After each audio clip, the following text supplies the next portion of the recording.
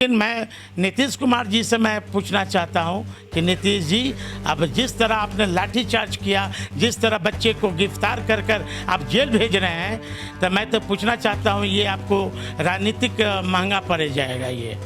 ये दलितों के आंखों से अब आंसू नहीं नीतीश जी, दलितों के आंखों से आंसू नहीं, अब अंगारे निकलेंगे। खुद मैं पूछना चाहता हूं जीतन मांझी जी से और उनके पुत्र सुमन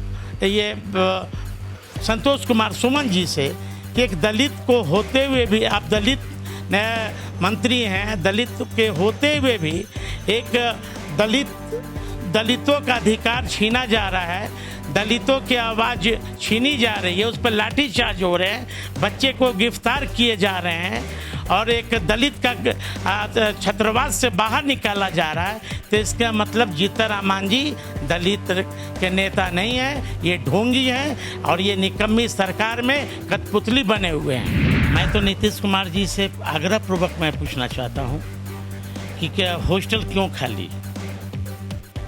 एक बहाना है कि हम हॉस्टल में सैनिटाइज करेंगे, कि फिर नीतीश कुमार जी का बंगला सैनिटाइज होनी चाहिए, तब नीतीश कुमार जी को वहाँ से हटना चाहिए। ये नीतीश कुमार जी आखिर चाहते क्या हैं? इन्हें दलितों से किस जन्म का बदला ले रहे हैं? ठीक है, आपको चिराग पासवान से व्यक्तिगत राजनीतिक लड़ाई होगी, न कि टोटल दलितों से लड़ाई है। नमस्कार, मैं हूं देवांशु, आप देख रहे हैं न्यूज़ फॉर नेशन। बिहार के सभी अंबेडकर छात्रावास जो हैं उनको खाली करने का सरकारी आदेश आया है। इसके खिलाफ कल दलित छात्र जो हैं वो पटना के सड़कों पर आंदोलन कर रहे थे, लाठीचार्ज भी हुई। आखिर क्यों सरकार खाली करवाना चाहती है अंबेडकर छात्रावास? क्योंकि जो तर्क दिया जा रहा है, कहा जा रहा है कि सैनिटाइजेशन का काम होना है सभी अंबेडकर छात्रावास में, यही वजह है कि छात्रों को खाली करने का आदेश दिया गया। कल सड़कों पर ज़बरदस्त बवाल हुआ। हमारे साथ बात करने के लिए आरजेडी के दलित प्रकोष्ठ के अध्यक्ष अनिल साधु जी हैं। ये कहां तक आपको सही लग रहा है कि सरकार कह रही है कि सभी अंबेडकर छात्रावास जो हैं बिहार में खाली कर दिया जाए? ये जो सरकार है बिहार की, ये तालिबानी सरकार है। जिस तरह अंग्रेज़ों के द्वारा काले लोगों को मारा जाता था, पीटा जाता था, उनका अधिकार की बात करने पर उन्हें सज़ा दी जाती थी, वही हाल नीतीश कुमार जी का सरकार है। लोकतंत्र में धरना प्रदर्शन आम बात हो, कोई भी कर सकता है धरना प्रदर्शन। मैं तो नीतीश कुमार जी से आग्रहपूर्वक मैं पूछना चाहता हूँ कि क्या हॉस्टल क्यों खाली? एक बहाना है कि हम हॉस्टल में सैनिटाइज करेंगे, कि फिर नीतीश कुमार जी का बंगला सैनिटाइज होनी चाहिए, तब नीतीश कुमार जी को वहाँ से हटना चाहिए। ये नीतीश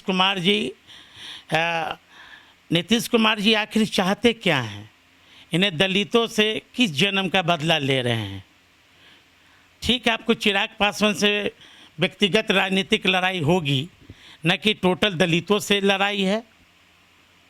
और जिस तरह यहाँ के बिहार सरकार का मंत्री और अपने आप को दलित के नेता कहने वाले आदरणीय श्री जीतन राम मांझी जी के जो पुत्र हैं, बिहार सरकार में अभी समाज कल्याण मंत्री हैं, उन्हीं के आदेश से ये फरमान जारी हुआ है कि पूरे बिहार में जो दलितों का छात्रावास है उसे खाली कराया जाए।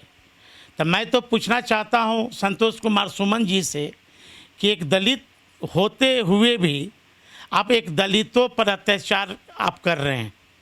जीतन राम मांझी जी को ये शायद याद होगा कि जिस समय नीतीश कुमार जी मुख्यमंत्री की गद्दी से उन्हें हटा दिए थे, तो उस समय जीतन राम मांझी जी बाबा साहब अम्बेडकर का मूर्ति लेकर घूम रहे थे कि एक दलित मैं था, इसलिए मैं नीतीश कुमार हटा दिए। तो आज मैं पूछना चाहता हूँ जीतन राम मांझी जी से और उनके पुत्र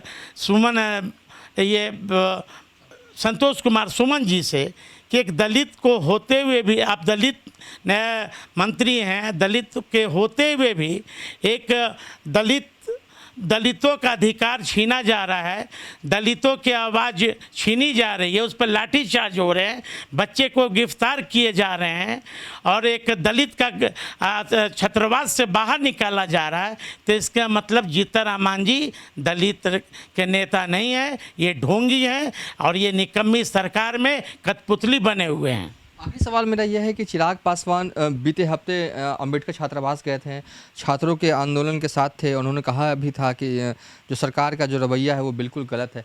क्या लगता है कि चिराग के जाने के बाद इस तरह का एक्शन हुआ है?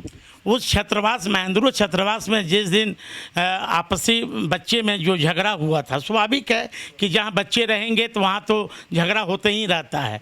तो उस मैं भी गया था, मैं भी कल्याण छात्रावास में मैं भी गया था, मैं भी सभी बच्चे से मैं भी मिला, मैं भी आग्रह किया कि हम लोग बाबा साहब अम्बेडकर के हम लोग हैं, हम लोग एक मंच पर हम लोग के आने की ज़रूरत है।